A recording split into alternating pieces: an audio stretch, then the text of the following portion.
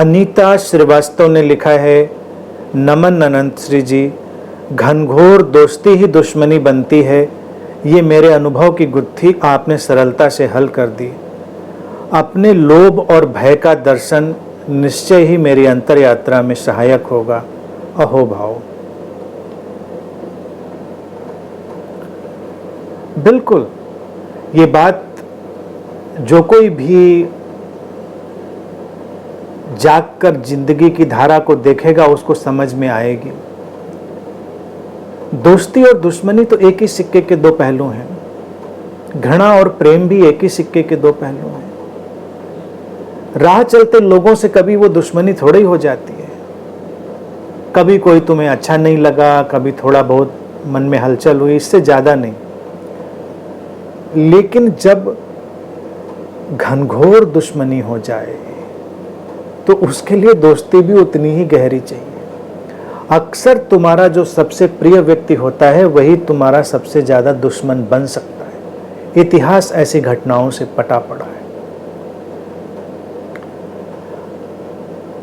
यह भी देखा गया है कि जो तुमको सर्वाधिक प्रेम कर रहा था व्यक्ति, और अगर वो संबंध बिखर जाए, उसमें खटास आ जाए किसी भी कारण से, कोई भी कारण हो सकता है, तो वही व्यक्ति तुम्हें सबसे ज्यादा घृणा करने वाला भी बन जाएगा।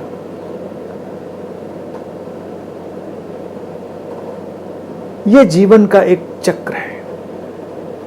अक्सर चीजें विपरीत में बदल जाती हैं।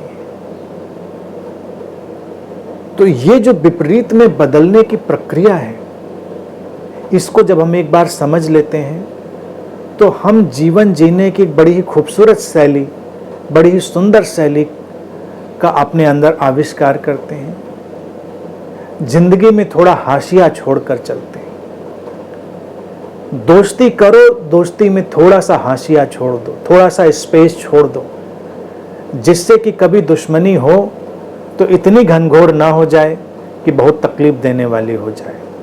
और जब दुश्मनी करो तब भी थोड़ा स्पेस, थोड़ा हाशिया छोड़ दो, ताकि अगर लौट कर दोस्ती हो तो इतनी ज़्यादा खराबियां हमने सामने ना उड़ेल दी हों कि हमको फिर दोबारा उनको ठीक करने में बड़ी परेशानी अनुभव हो। इसीलिए सबसे प्रैक्टिकल व्यवहार ये है कि ज़िंदगी में हमेशा थोड़ा हाशिया छोड़कर व्यवहार करो, थोड़ा स्पेस रखकर व्यवहार करो। इससे संबंध संतुलित बने रहते हैं, मित्रताएं संतुलित बनी रहती हैं, प्रेम संतुलित बना रहता है। अगर प्रेम के अतिरेक पर जाना है तो वो अतिरेक समझ की तरह होगा, लेकिन अगर वो समझ से हटकर, होश से हटकर किसी भावनात्मक उछाल की तरफ जा रहा है तो उसका गिरना तय हो जाता है। इसलिए ही प्रेम अगर जल्दी ही ध्यान में नहीं बदल जाता तो वो एक दिन घृणा लेकर आएगा।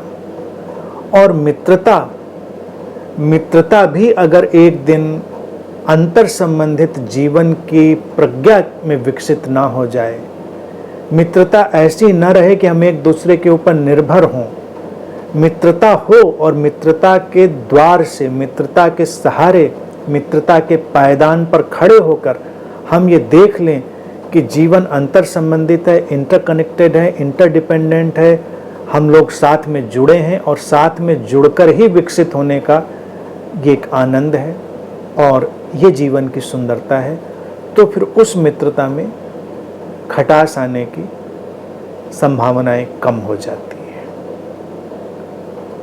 जीवन के तथ्यों को वैसे का वैसा देख लेना ही मुक्ति है और बहुत ही हमको सहज बनाने वाली यात्रा है।